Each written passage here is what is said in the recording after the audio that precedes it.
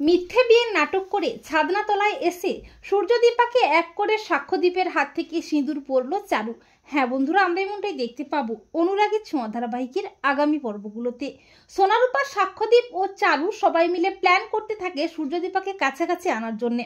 রূপা সূর্যকে ফোন করে একটা রেস্টুরেন্টে আসতে বলে, আর সোনাও দীপাকে ফোন করে সেই একই রেস্টুরেন্টে আসতে বলে। আর চারু ও সাক্ষ্যদীপ ছদ্মবেশে যায় সেই রেস্টুরেন্টে। সোনারূপার কথা মতো দীপা সূর্য রেস্টুরেন্টে চলে আসে। সূর্য বলে, তার মানে কি সোনারূপা আমাদের কাছাকাছি আনতে এটা করেছে? দীপা বলে, কিন্তু ডাক্তারবাবু, সোনা তো কখনোই চায় না যে আমরা এক হই। এরপর দীপা সোনাকে ফোন করলে সোনা নাটক করে বলে, চারুর সাথে বাবার বিয়ে হবে, আর তাই আমি চাই তোমার সাথে বাবার যেন শেষবারের মতো দেখা হয়। সূর্যদীপা দুজনকে জড়িয়ে ধরে হাউমাউ করে কাঁদতে থাকে। চারু বলে, আমি বুঝতে পেরেছি সূর্যদীপা, দুজনকে ছাড়া বাঁচতেই পারবে না। ওরা দুজনের জন্যই জন্মেছে, কোনো অভিমানী ওদের আলাদা করতে পারবে না। এরপর সোনারূপা প্ল্যান করতে থাকে চারুর সাথে বাবার বিয়ে দেওয়ার মিথ্যে নাটক করে মা বাবাকে এক করতে। বিয়ের দিনক্ষণ প্রায় ঠিক হয়ে যায়। বিয়ের সমস্ত কেনাকাটাও শুরু করে দেয় সোনারূপা। এরপর বিয়ের সেই শুভ লগ্ন চলে আসে। চারু সূর্য বরকনে বেশে সেজে ওঠে। চারু সূর্যকে ছাদনাতলায় নিয়ে আসা হয়। তবে সূর্যের বুকটা কষ্টে ফেটে যায়। সূর্যের মনে পড়তে থাকে দীপার সাথে তার বিয়ের সুন্দর মুহূর্তগুলো। প্ল্যান মতো রূপাও তার মাকে নিয়ে চলে আসে। সাক্ষ্যদীপও আসে, উর্মিও আসে।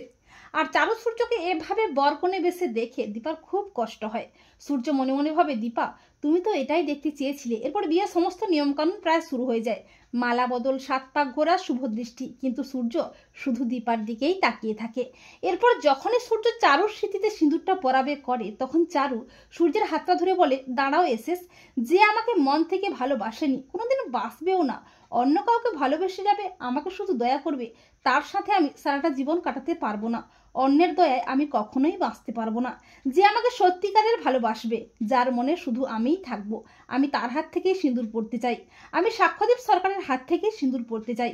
আর তুমিও তোমার ভালোবাসার মানুষটাকে সিঁদুর পরিয়ে ভালোবাসার রঙে রাঙিয়ে দাও। আমি বুঝতে পেরেছি সূর্যদীপার সম্পর্ক 7 জন্মের বন্ধন, চাইলেও সেই বন্ধন ভাঙা যায় না।